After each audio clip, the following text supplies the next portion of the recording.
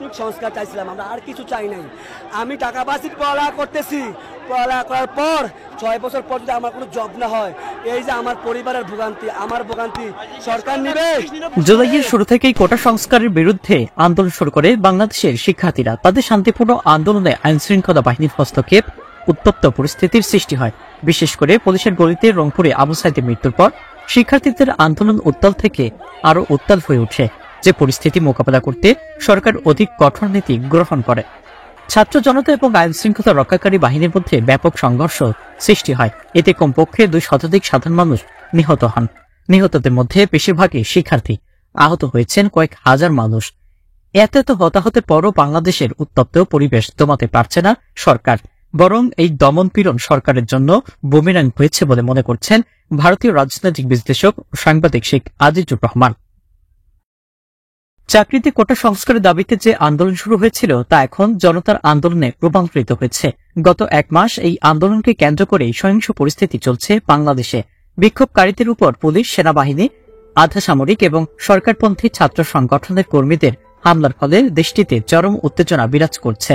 বিভিন্ন মানবাধিকার সংস্থার তথ্য অনুযায়ী সংঘর্ষে পর্যন্ত 266 জনের নিহত হওয়ার খবর পাওয়া গেছে, যাদের বেশিরভাগই শিক্ষার্থী। নিহতের পাশাপাশি আহত হয়েছে 7,000-এর বেশি মানুষ। সামাজিক যোগাযোগ মাধ্যম ছড়িয়ে পড়া ভিডিওতে উদ্বৃত্ত করে আজিজুর রহমান লিখেছেন, আহত এক যুবককে উদ্ধার করতে যখন আরেক যুবক টেনে নিয়ে যাচ্ছিলেন, তখন এক পুলিশ সদস্যকে পরপর 3টি গুলি করতে দেখা গেছে।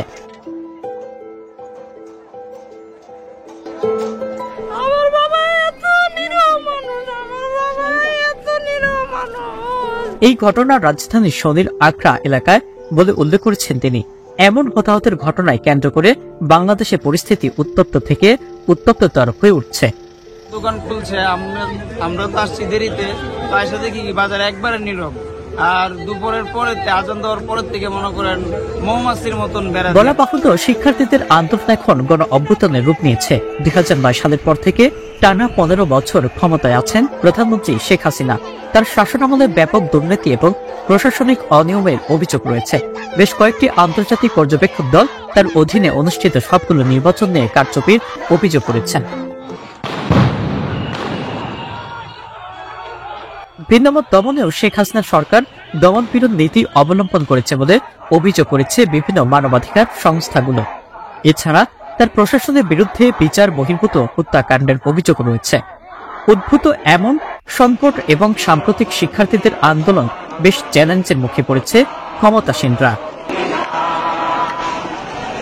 ইব্রাহিম, দেশ দেশান্তর 24।